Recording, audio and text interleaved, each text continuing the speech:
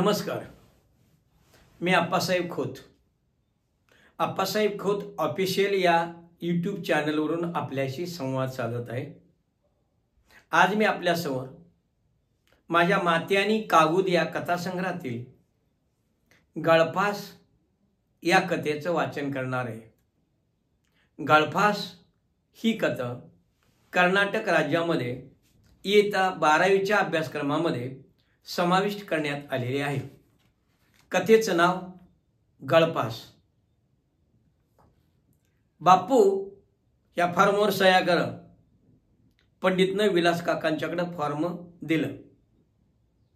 Form घेत विलास काका म्हणाले, कशा पाहिजे सह्या? कसला फॉर्म आणलायस?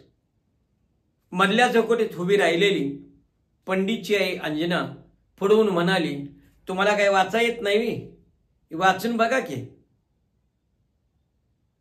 विलास काकांनी त्या फॉर्मवर नजर फिरवली आणि पंडितकडे बघत म्हणाले, अरे पंडित, अरे जिजामाता पतसंस्थेचा कर्जाचा फॉर्म आहे. होय, कर्जाचाच आहे. अरे मग कर्ज काढून काय करणार आहेस? हिरो होंडा गाडी घेणार आहे. आमच्या भावकीत सगळ्यांच्या पोरांच्या गाड्या आहेत, माझी तेवढी गाडी नाही.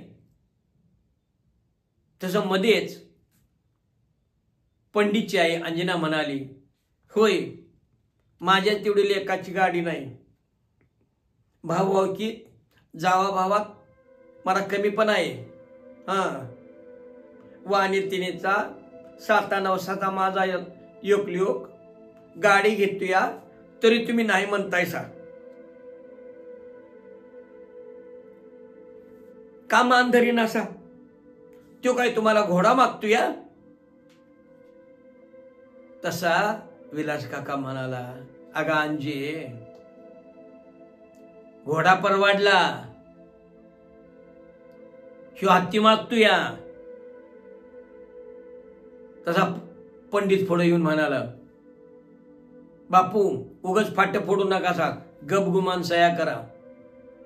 त्याचं उर्मट बोलणं ऐकून विलास काकाला सहन झालं नाही. विलास काका उफाळून बोललो, कार नाही सह्या केल्या तर डोसक्यात दगड घालणार आहेस? एवढ्यासाठी तुला खायला घालून लहानाचा मोठा केला वगैरे सुकाळीच्या. तशी अंजना पुढे म्हणाली, उगाच पोराला वाईट वंगाळ बोलू नका सा.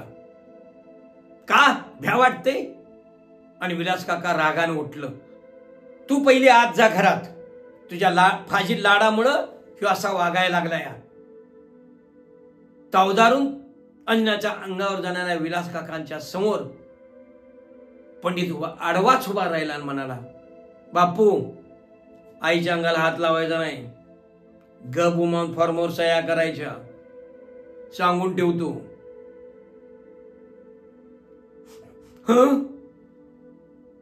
असा हुंकार करून रडतच ताडवला पदरावून अंजना आत निघून गेली आणि पायात चपला घालून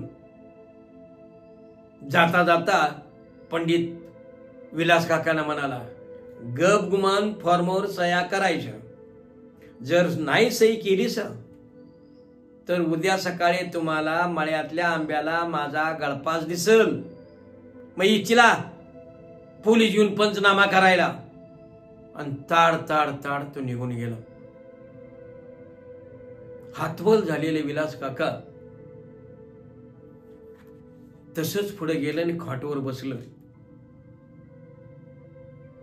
आता रागरंग ओळखून कसं वागावं आणि काय करावं हेच त्यांना कळलं.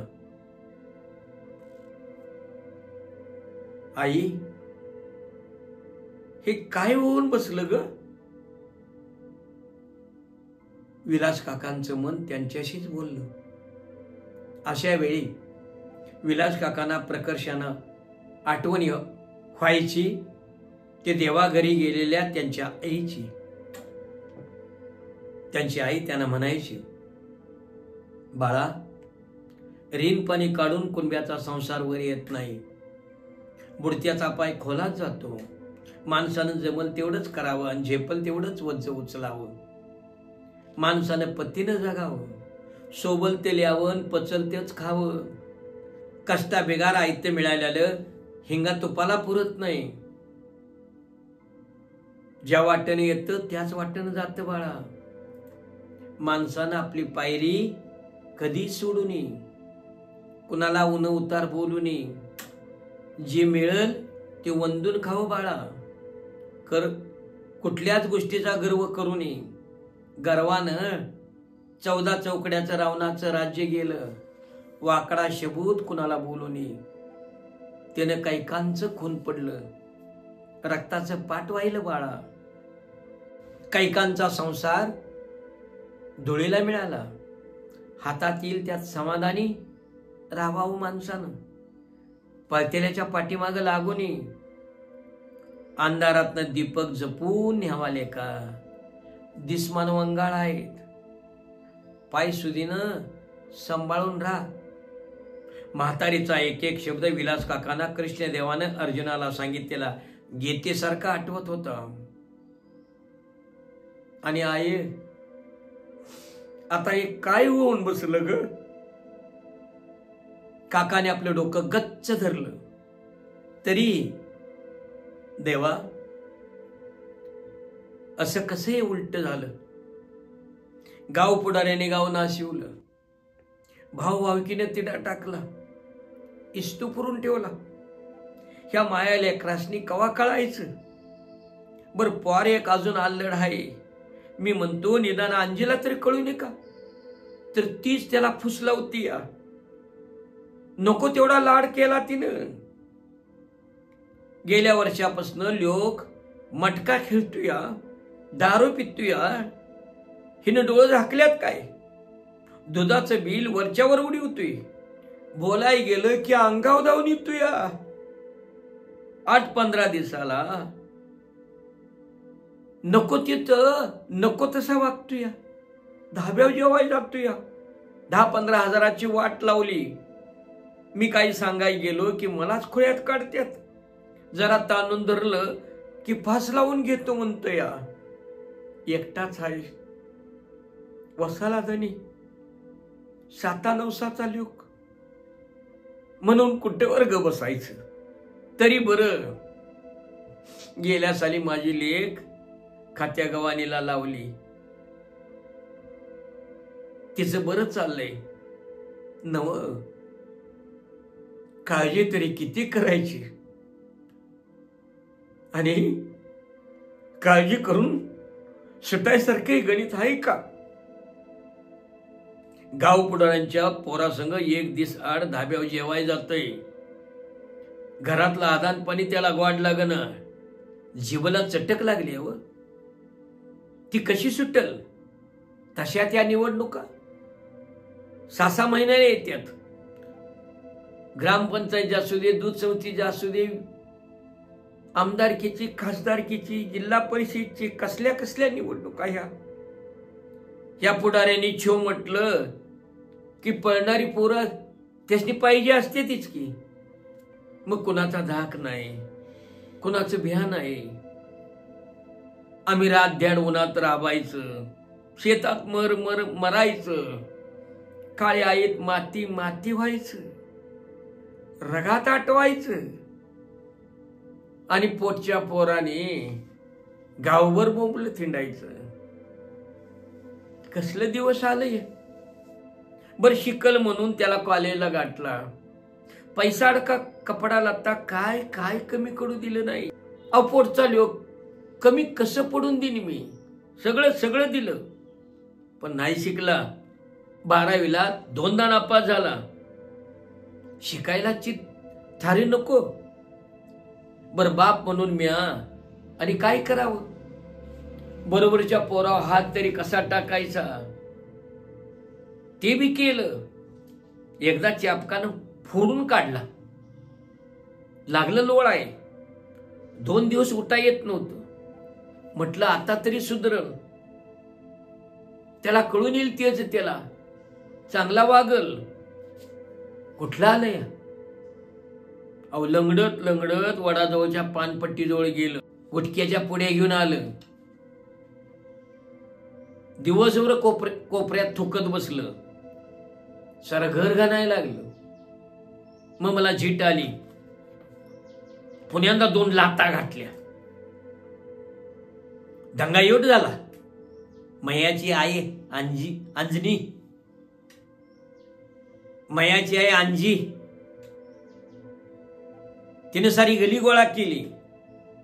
फुकटचा तमाशा बघणाऱ्याने बरोबरीच्या पोरावर हात टाकला म्हणून मलाच खोळ्यात काढलं. वाघासारखा मी.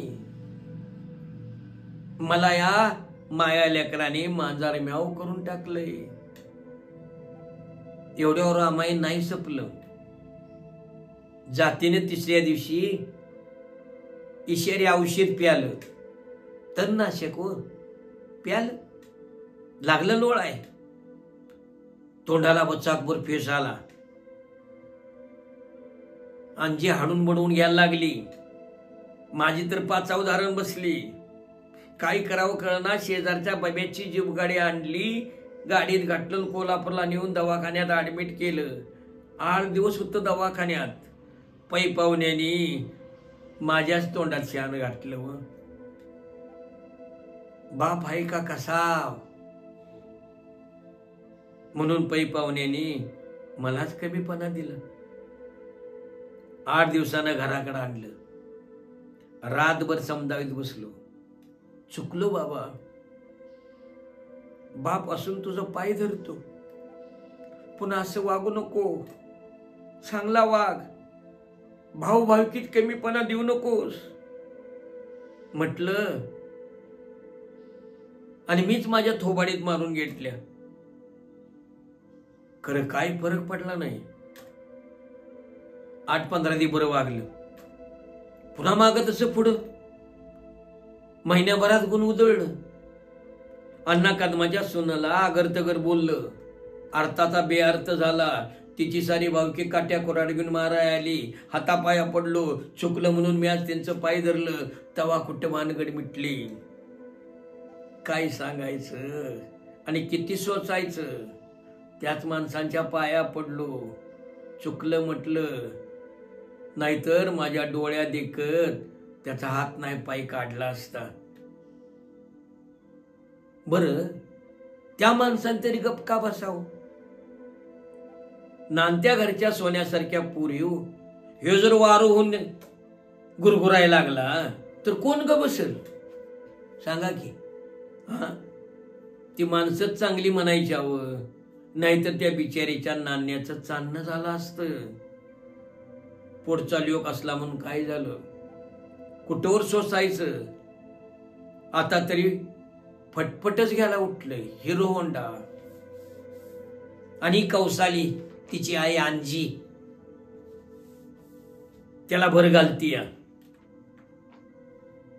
काय करायचं. काय करायच्या भोगाला. देवा काय माझ्या पोटाला हिरा जन्माला घातलास का कुण्या जन्माचा वाद्या पोटाला घातलास. एवढं मी कुण्या जन्मी पाप केलत. कुणाच्या वाळल्या पाचोळ्यावर पाय दिला नाही का. कुणाला वर नजर करून बोललो नाही का. कुणाकडे वर नजर करून बघितलं नाही. हत्तीचे बळ अंगात असताना मुंगीहून साखर खाल्ली.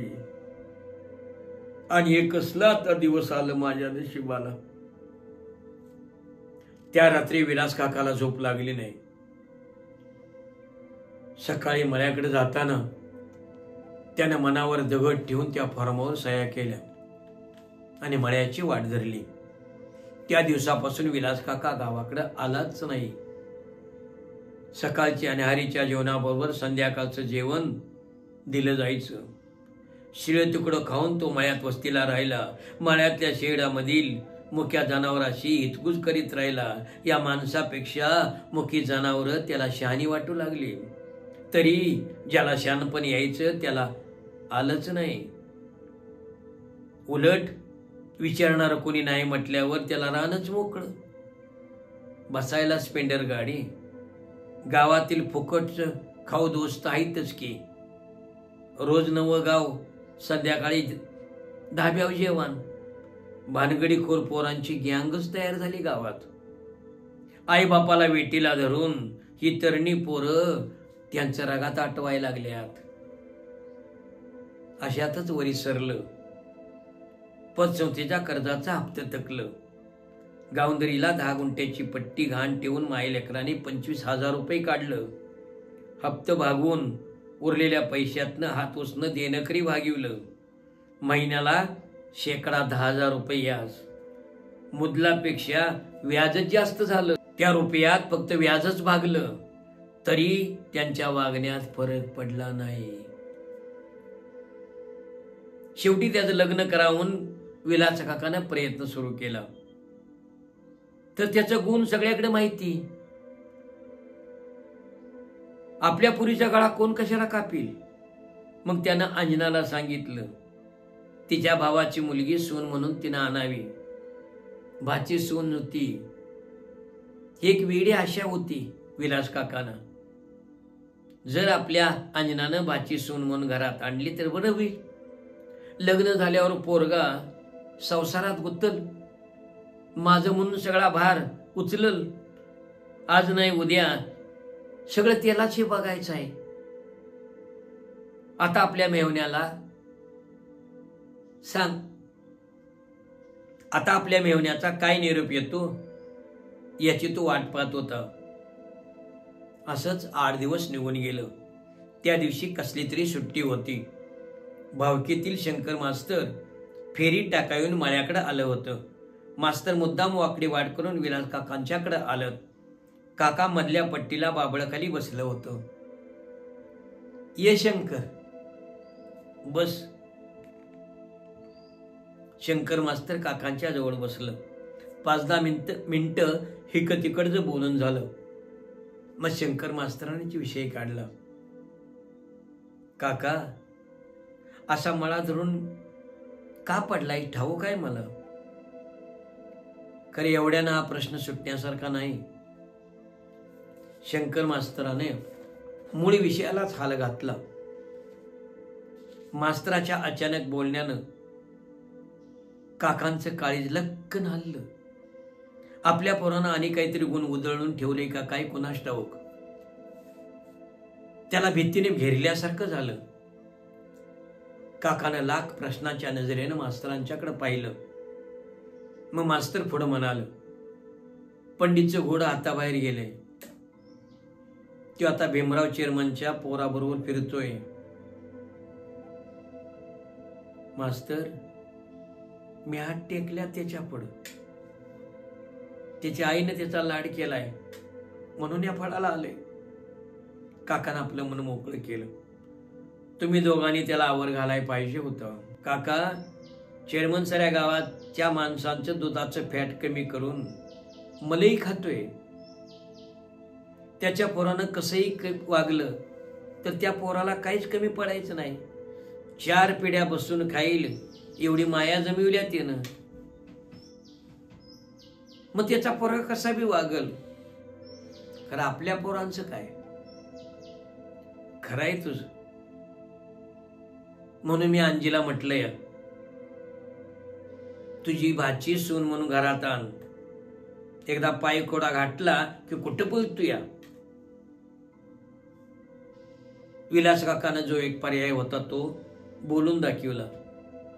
तसं शंकर मास्तर म्हणलं, भोळा आहेस तू विलास काका, भोळा आहेस.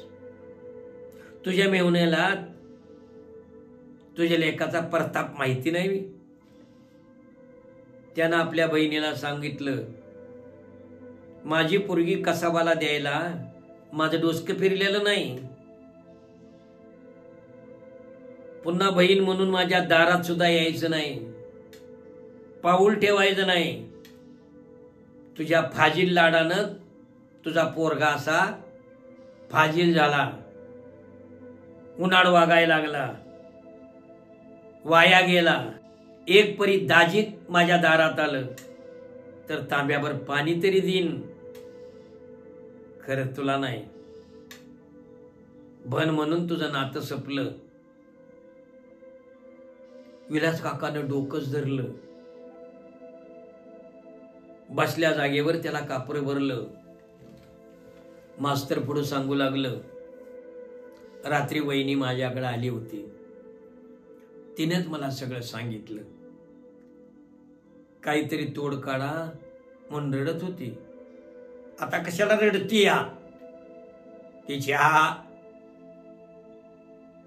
तिने घराचं घर पण घालवलं आणि नरून नाटक करते यावी. विलास काकाचा राग उफाळून आला.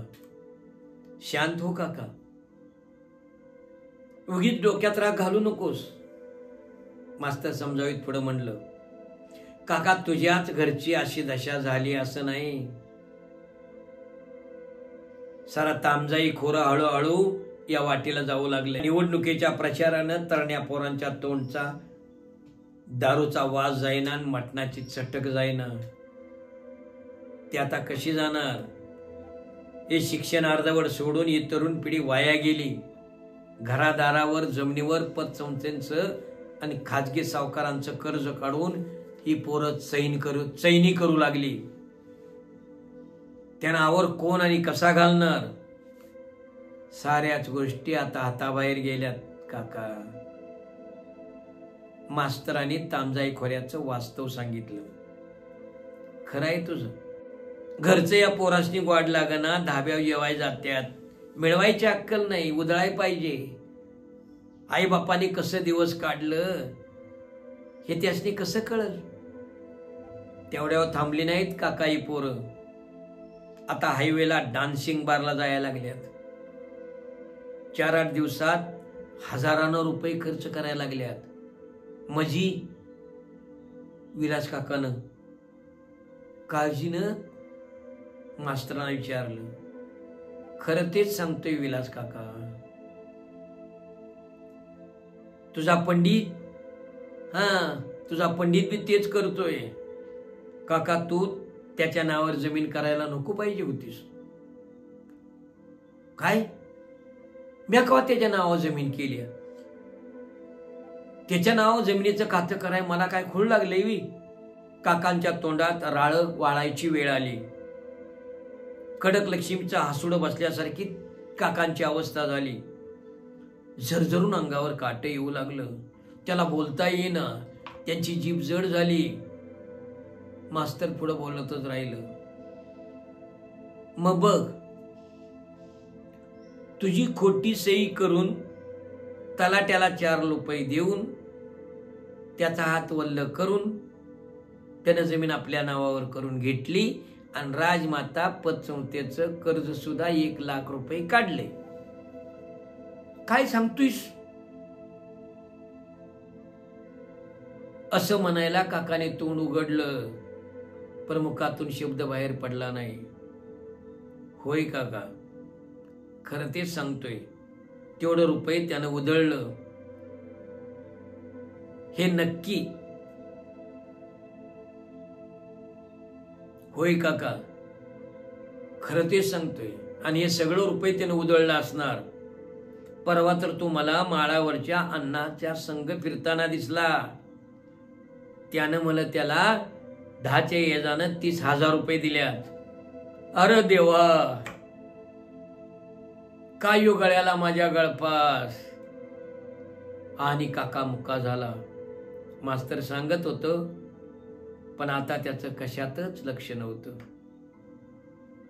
आता ऐकण्यासारखं आता काहीच राहिलं नाही. अशी काकांची अवस्था झाली होती. बरं येतो काका, असं म्हणून शंकर मास्तर जाता जाता त्यांना म्हणाल, सांभाळ आता, स्वतःला सांभाळ. पण काही बी करून या गोष्टीला आवर मात्र घाल. मास्तर उठून गावाच्या वाटेने निघून गेलं. बसल्या जागी विलास काकांचं सारं शरीर जड झालं. मस्तकात लाख विंचवाच्या वेदना ठणका घालू लागल्या. मस्तक आणि डोळ्यांची बुबळं तापल्या तव्यासारखी झाली. अंगार ओकू लागली. आता कसं होयाच म्हणून काकानं कपाळाला हात लावला. त्याच्यावर तर आता 10 मनाच्या ओझ्यासारखं त्याचं हात आणि डोकं जड झालं होतं. आता कसं होयाचं म्हणून काकानं कपाळाला हात लावला. त्याचाच हात त्यांना 10 मनाच्या वजासारखा वाटू लागला. हळूहळू सारं शरीर बदल झालं. काय करावं त्याला कळना. कितीतरी उशीर विलास काका तिथं बसून होतं. तिने साईन व्हायची वेळ आली. शिवारातले माणसं घराच्या ओढीनं गाववाट चालू लागले. दुभत्या जनावरांनी गोट्याच्या ओढीनं पांदन जवळ केली. रानात गेलेले रानपाखरं घरट्याकडे येऊ लागली. येता येता अंधार दाटून आला. दुसरा दिवस उजाडला. सारा गाव जागा झाला. माणसं आपापल्या व्यापात गुंतली. शनिवार असल्यानं शंकर मास्तर सकाळी लवकर शाळेला गेलं. 11:30 वाजता घरी आल्यावर विलास काकांना लकवा मारल्याचं त्यांना कळलं. सकाळी 9 वाजता बबनच्या ट्रॅक्सने विलास काकांना कोल्हापूरला सरकारी दवाखान्यात ऍडमिट केलं होतं. दुपारच्या एसटीनं शंकर मास्तर कोल्हापूरला दवाखान्यात गेलं. काकाला खाटवर टाकलं होतं. बाजूला चिमणीसारखं तोंड करून अंजना बसली होती. रडून रडून तिचं डोळं सुजलं होतं आणि तोंड सुमारल्यासारखं दिसत होतं. अंजना तोंडाला पदर लावून बसली होती. शंकर मास्तर विलास काकांच्या खाट शेजारी गेलं. डावा डोळा तिरळा झालेला, तोंड वाकडं झालेलं, जीभ लुडी पडलेली, डावा हात आणि डावा पाय खाटच्या बाहेर लुळा होऊन पडलेला. काका, शंकर मास्तरांनी पुढे होऊन हाक मारली. तिरळा डोळा अधिकच तिरळा झाला. उजव्या डोळ्यानं त्यांनी मास्तरांच्याकडे पाहिलं. खळखन गालावून अश्रू ओघळलं. काकांनी बोलण्याचा प्रयत्न केला पण त्यांना बोलता आलं नाही. फक्त त्यांनी उजव्या हाताचं डमरू वाजविलं आणि आवाळाकडे बोट केलं. मास्तरांना त्यांची केवल आणि धडपड पावेना. त्यांना आपला अश्रू लपविता आलं नाही. काकांच्या मस्तकावर थोपटून जड पायाने ते व्हरांड्यात आलं. मागून रडत रडत पदराचा बोळा तोंडात घालून अंजना आली. पंडित कुठे आहे? काल सकाळी बिन सांगता घरातनं गेलाय. अजून त्याचा पत्ता नाही. तिने डोळं पुसलं. मास्तरांनी पुढं काही विचारलं नाही. तिच्या हातावर 2000 रुपये ठेवलं. या औषध पाण्याला ठेवून घे. मी डॉक्टरना भेटलोय. नॉर्मल अटॅक आहे असं म्हणाले. औषध आणि व्यायामानं 4-6 महिन्यात काठी टेकून हिंडल फिरल. पण शेवटी आदू ती आदूच.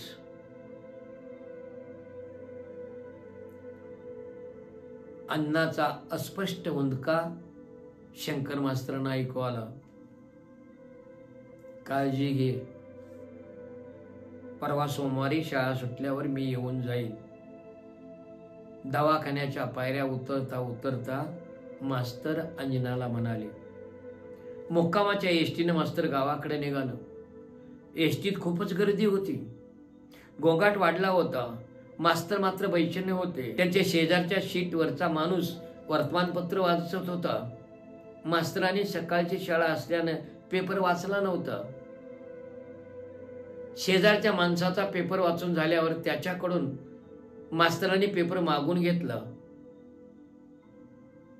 बातम्यावर नजर फिरवत फिरवत त्यांनी मधलं पान उघडलं आणि एका बातमीने त्यांचं लक्ष वेधलं.